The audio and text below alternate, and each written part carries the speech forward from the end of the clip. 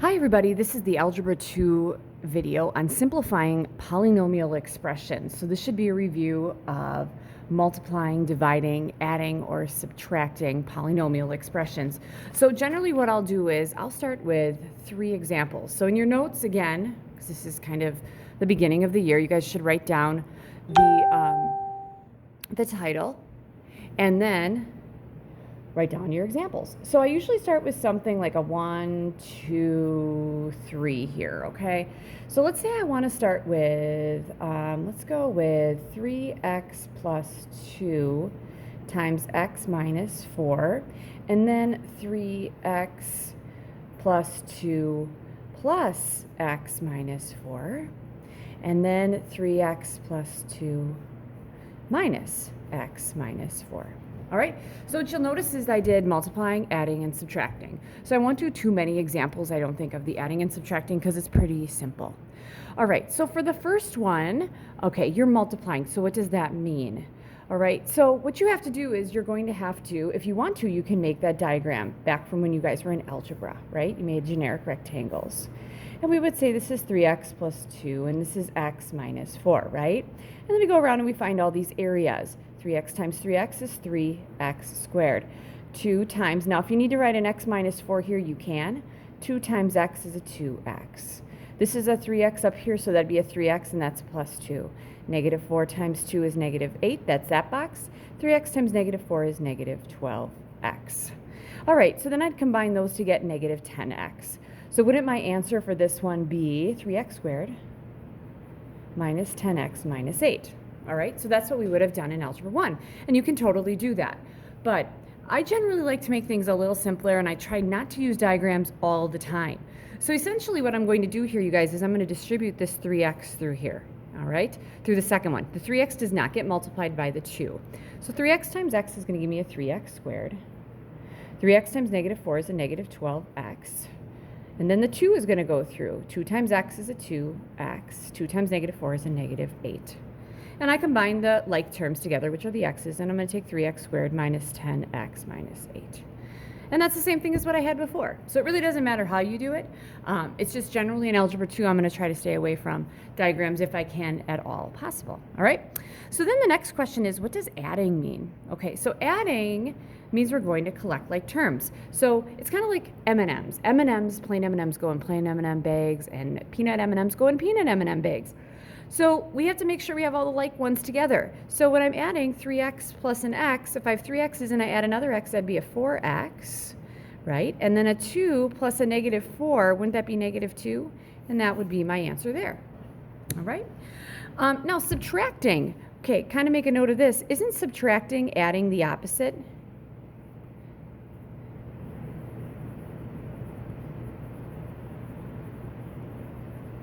All right, so subtracting is adding the opposite.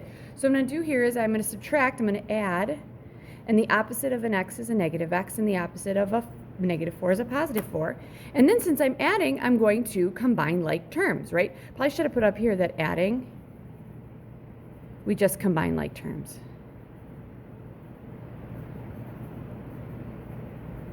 So here we go, 3x plus a negative x, that's a 2x, and then 2 plus a 4, that's 6.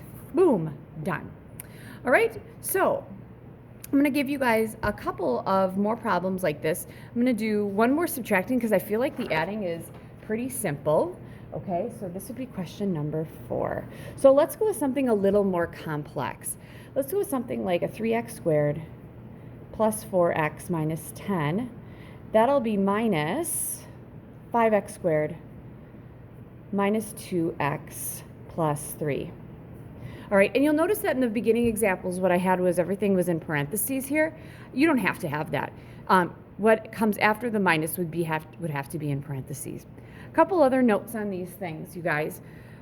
Since this guy has 3 parts, that's what we call a trinomial. And we'll get to those things whenever we get to more definitions later. But this is a trinomial. You should have had that in Algebra 1. And if I go back to these guys here, like 4x minus 2 and 2x plus 6, those are what we call binomials, 2 parts, okay? And obviously one part would be a monomial. All right, so I'm subtracting, which means I'm going to add the opposite. So I'm going to add the opposite of a 5x squared is a negative 5x squared. The opposite of a minus 2 is a plus 2. And the opposite of a plus 3 is a minus 3. So here we go. 3x squared plus a negative 5x squared, that's negative 2x squared. 4x plus 2x is 6x. And negative 10 plus a negative 3 is negative 13. And really what we should be doing is looking to make sure that we can't combine any more like terms, and we can't. Squares, x's, and numbers can't be combined. All right. All right, so the first one that I did before was something like this. So if I would have, let's say, 7x plus 2 times 7x minus 2. Okay, this one I could use my generic rectangle if I chose to. It's totally up to you if you guys feel comfortable doing it that way. Like I said, I probably won't be doing that. So what I'm going to do is I'm going to distribute this 7 through here.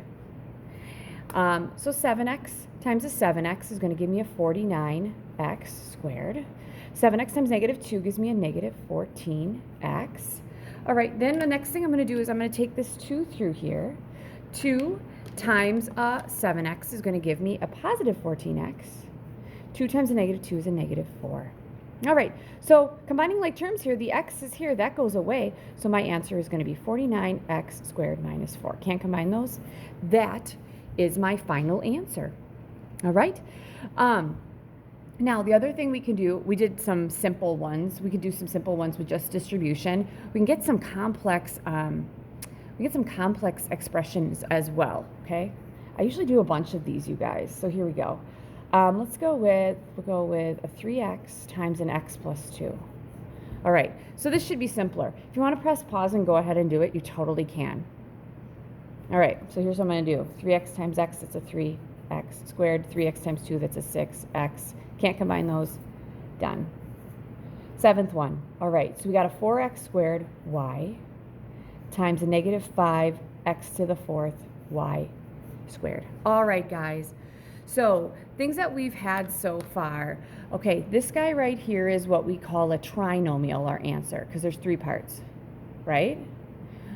These two actually are they both have 2 parts. This is a binomial. Okay, and we'll have formal definitions for that later. And these two right here, essentially you're multiplying this guy by that one. There's no adding or subtracting between them because you're multiplying them. Those are multiplying 2 monomials. And I know that the answer is going to be a monomial, so I'm just going to label that at the end. All right, so when I'm multiplying things, I need to multiply things that are exactly the same. All right, so the first thing I'm going to multiply would be the 4 times a negative 5. 4 times negative 5 is negative 20. Then x squared times x to the 4th. You have to think about it. If x squared, there's 2 x's here, and x to the 4th, there are 4 x's there. How many x's do I have? 6. 6 x's multiplied together, wouldn't that be x to the 6th power? Because it would be x times x here, and then x times x times x times x. That is x to the 6th.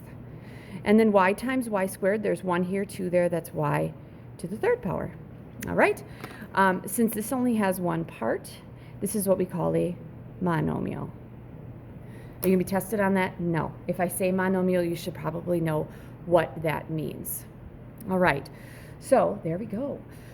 Okay. So let's look at another one. Okay, number 8.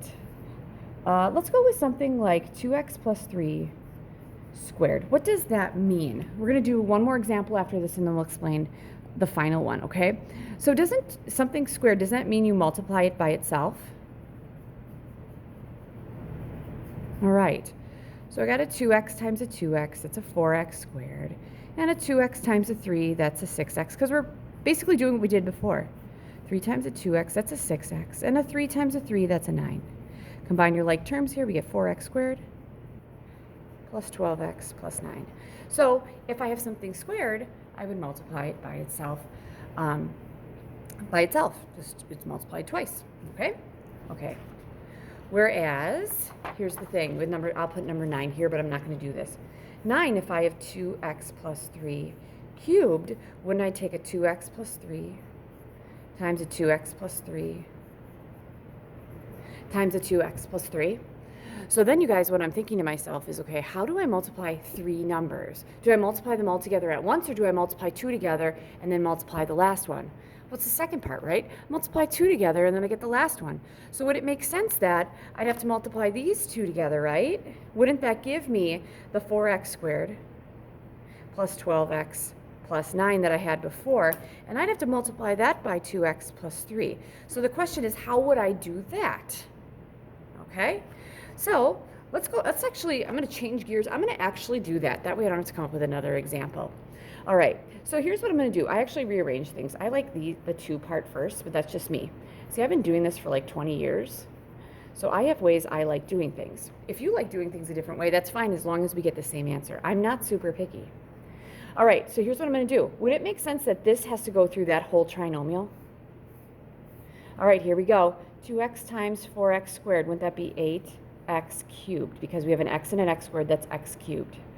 2x times 12x, that is a 24x squared, because x times x is x squared. 2x times 9, that's going to give me an 18x. Fantastic. I'm going to switch my colors here. The 3 also has to go through. Now, this is how I do it. If you want, you can list the other 3 right here and have 6 terms in a row. I tend to collect like terms as I go. 3 times 4x squared is going to give me a 12x squared, so that's going to go right here. 3 times 12x is going to give me a 36x. That's going to go underneath the 18x. And 3 times 9 is 27. All right.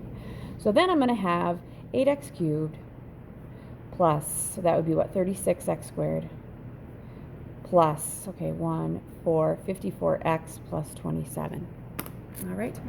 Which would lend the next question in 10, and I'm not going to do this, if I had x squared minus 6x plus 7 times 4x squared minus 5x plus 10, if I had that, how would I do it? Well, wouldn't I take the x squared through first, and then I'd have 3 terms, okay?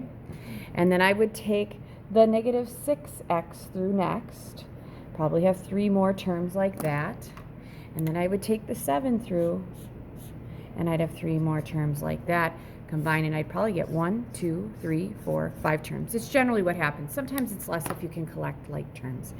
All right, so I know that was kind of long, but those are your examples, and your homework will be listed with this video.